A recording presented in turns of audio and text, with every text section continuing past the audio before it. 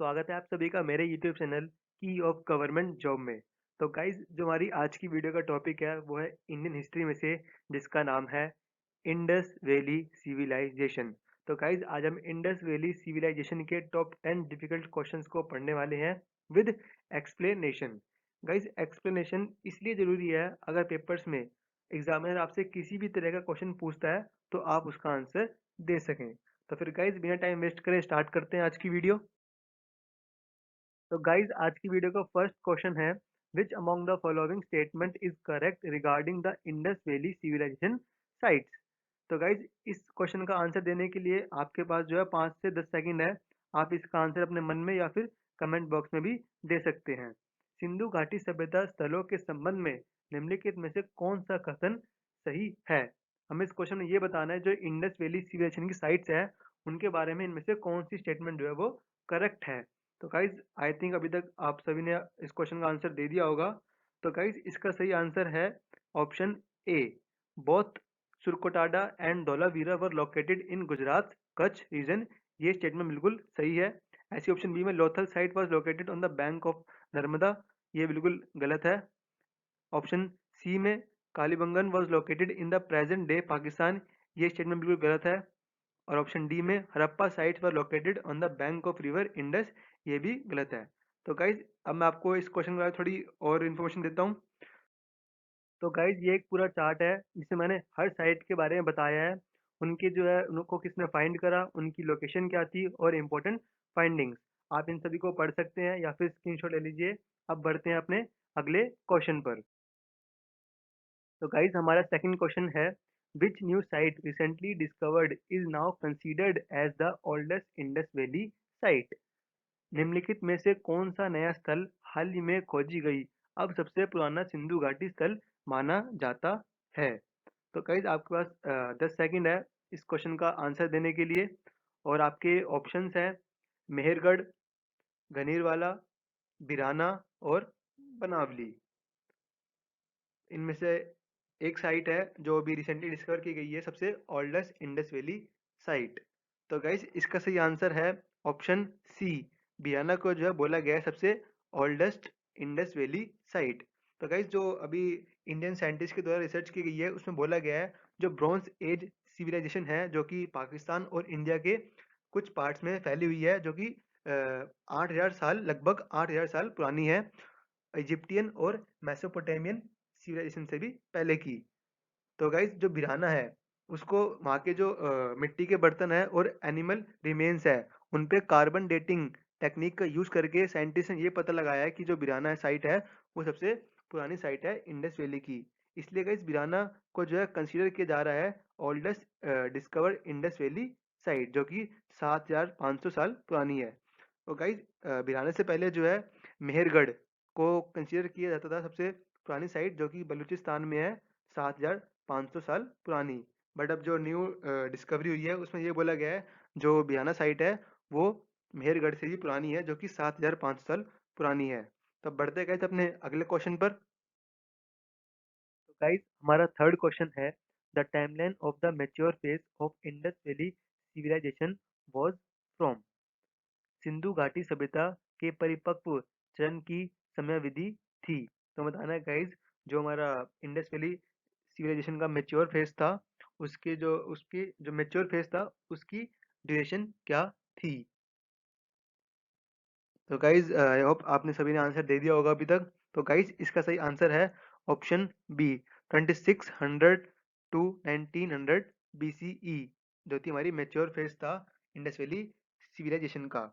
तो गाइज हमारी 4th century थी, उसके अंदर टोटल बेसिकली 3 फेज थे।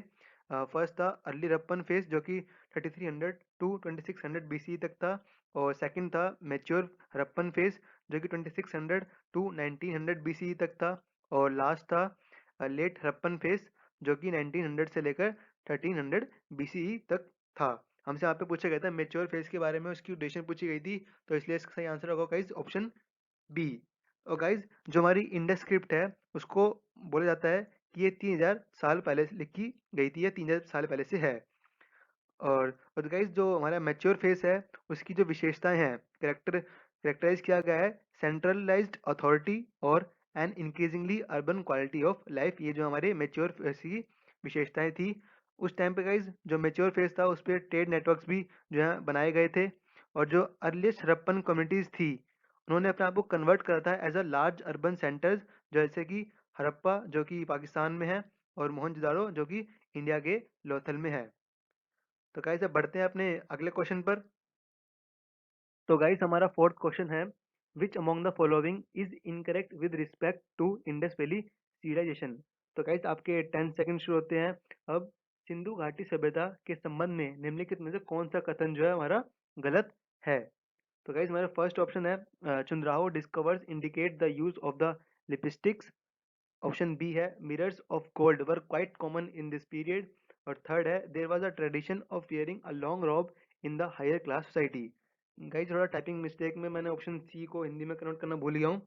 मैं आपको बता देता हूँ ऑप्शन सी में क्या बोला जा रहा है। तो गाइस जो वहाँ पे हायर क्लास सोसाइटी थी वहाँ पे एक परंपरा थी उनकी पहनना एक लंबी रस्सी को।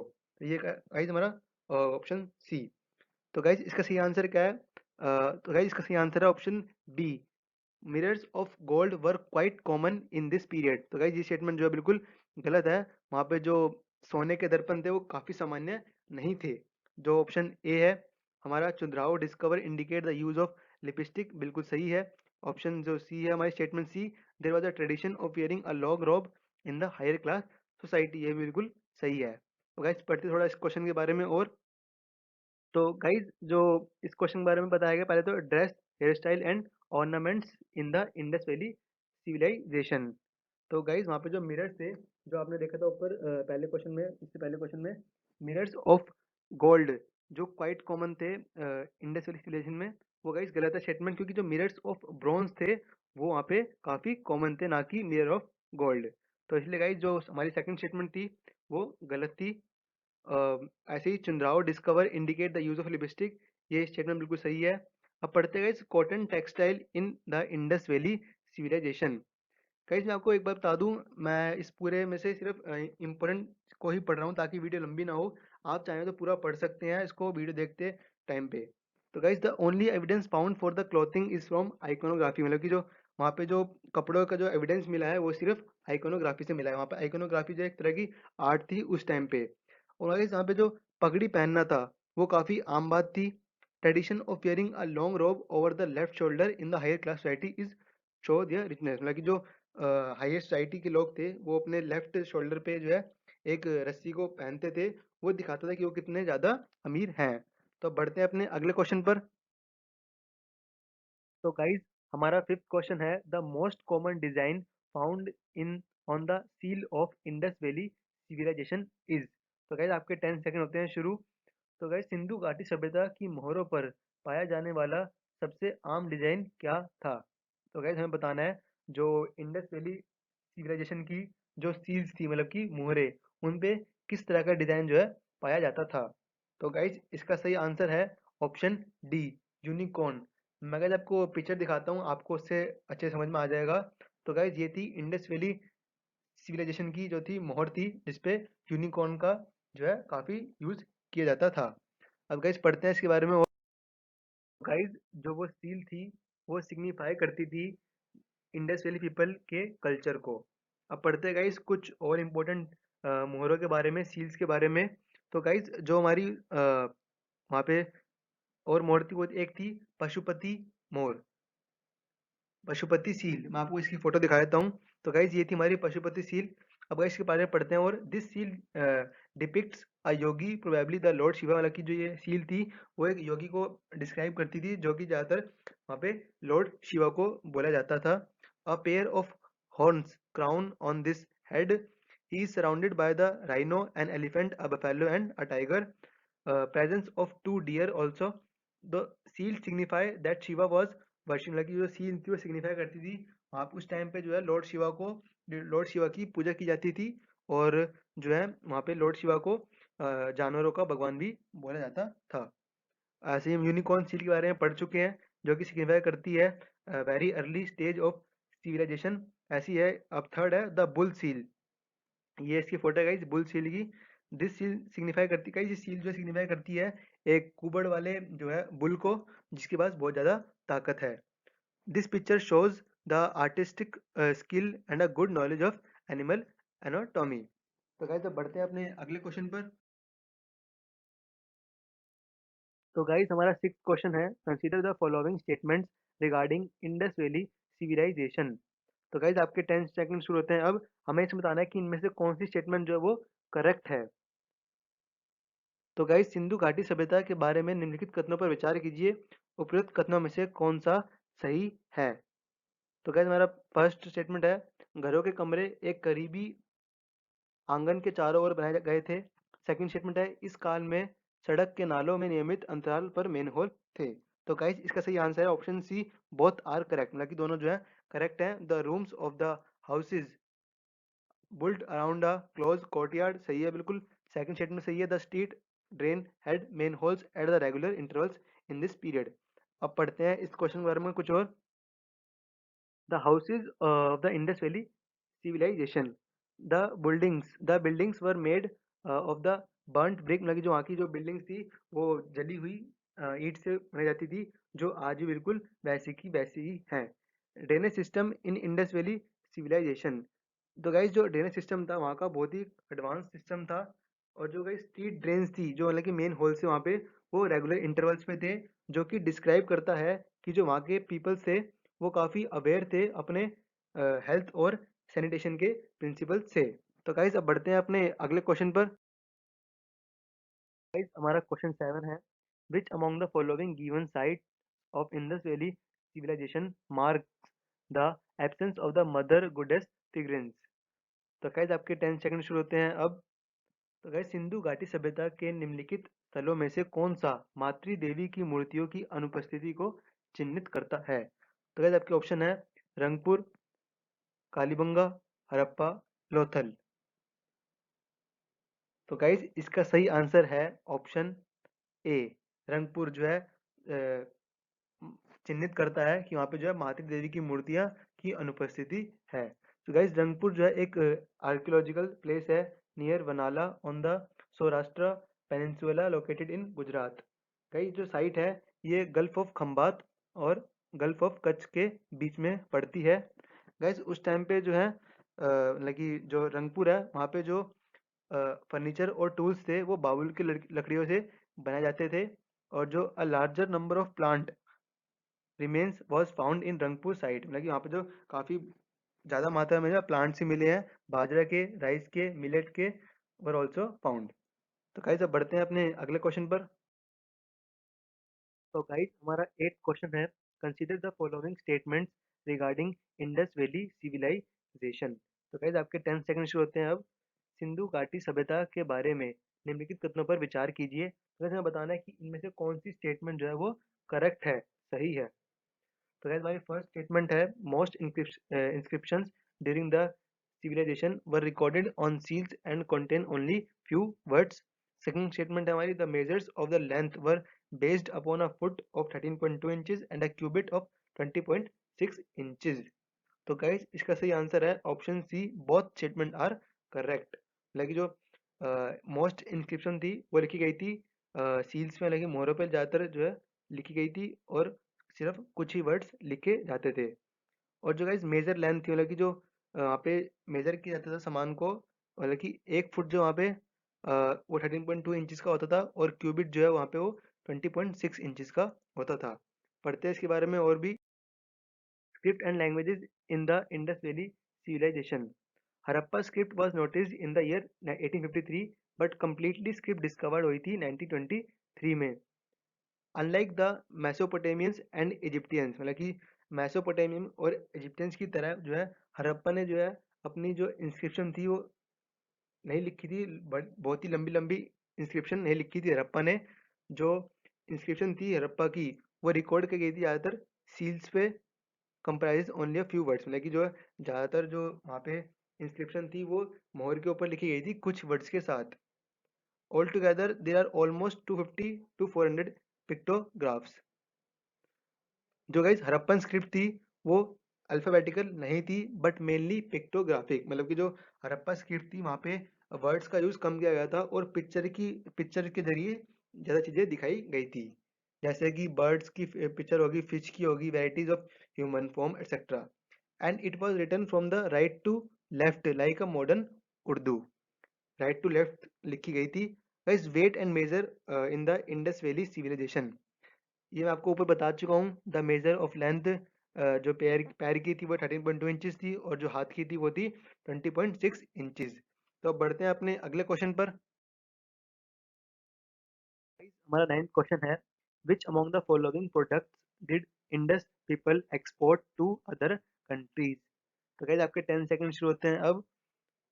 निम्नलिखित उत्पादों में से कौन सा सिंधु लोग दूसरे देशों में को निर्यात करते थे, मतलब कि दूसरे देशों को देते थे। तो गाइस इसमें फर्स्ट ऑप्शन है कार्नेलियन बीड्स, लेड, टर्क्योज और जेड। तो गाइस इसका सही ऑप्शन है, आंसर है ऑप्शन ए, कार्नेलियन बीड्स। तो गाइस जो इंडस वैली के जो पीपल्स थे वो जो है कार्नेलियन बीड्स को एक्सपोर्ट करते थे दूसरे जगहों पर। तो गाइस इसके बारे में पढ़ते हैं कुछ और। तो गाइस जो हड़प्पन सिटीज थी उनके पास जो है एक नेसेसरी रॉ मटेरियल नहीं था, इसलिए उनको जो है सामान के लिए दूसरी प्लेसेस के ऊपर डिपेंड रहना पड़ता था। तो गाइस इसमें कुछ मेन इंपोर्ट्स हैं, मतलब कि जो वो दूसरी कंट्रियों से क्या क्या लेते थे। तो इसके अंदर आता है गाइस गोल्ड लेते थे, कहाँ से, from the north Karnataka, silver लेते थे, कॉपर लेते थे, और lead east and south India. और भी बहुत सारी चीज़ें हैं जो वो जो है इंपोर्ट करते थे दूसरी जगहों से। अब गाइस कुछ मेन एक्सपोर्ट्स हैं, मतलब कि जो इंडस पीपल के द्वारा जो है दूसरी जगहों पर भेजे जाते थे, वो है गाइस कॉटन गुड्स वो एक्सपोर्ट करते थे, पोल्ट्री करते थे, कालीन बीट्स करते थे, शेल एंड बोन इनलेज एटसेट्रा। तो गाइस ये था हमारा 9th क्वेश्चन। अब बढ़ते हैं अपने अगले क्वेश्चन पर। तो गाइस हमारा 10th क्वेश्चन है, which among the following is correct with respect to the trade in the Indus valley civilization.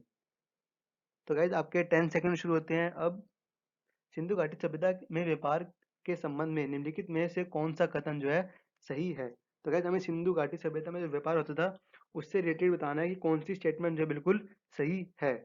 तो गाइस इस क्वेश्चन का सही आंसर है option C, their cities carried commerce with those in the land of Tigris and the Euphrates. तो guys जो Tigris और Euphrates है ये एशिया की दो नदी हैं।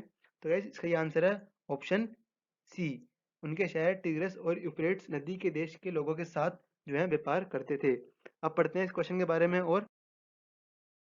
तो गाइज जो इंडस वैली के पीपल थे वो जो है यूज नहीं करते थे मेटल मनी का, मतलब कि जो इंडस वैली पीपल थे वो मेटल मनी का जो है यूज काफी कम करते थे। वो ज्यादातर जो है गाइज बाटर सिस्टम का यूज करते थे। मतलब गाइज बाटर सिस्टम में क्या होता था, जो एक वस्तु के बदले दूसरी वस्तु लेना।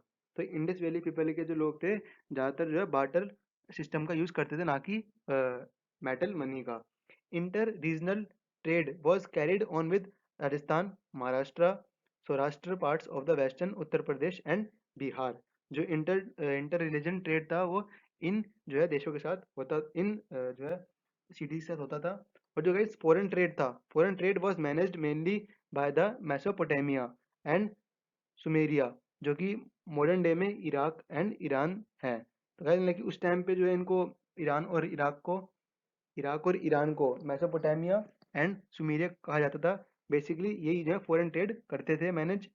There cities also carried the commerce with those land of Tigris and Euphrates. मैं आपको ऊपर बता चुका हूँ, जो वहाँ के लोग थे वो टिग्रस और यूफ्रेट्स के लोगों के साथ जो है व्यापार करते थे। The Mesopotamia records from around 2350 BC onwards refer the trade relation with मेहुला।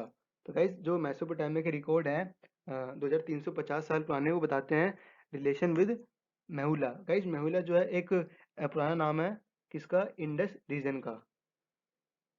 To intermediate station भी थे गाइस जो थे दिलमून एंड माकन। और गाइस एक हड़प्पन ट्रेडिंग आउटपोस्ट भी था जिसका नाम था शोर तुगाई। तो गाइज आज की वीडियो में इतना ही। अगर आपको किसी भी क्वेश्चन में डाउट हो तो प्लीज़ कमेंट करिए। Till then keep watching, keep studying. अब मिलेंगे अगली वीडियो में।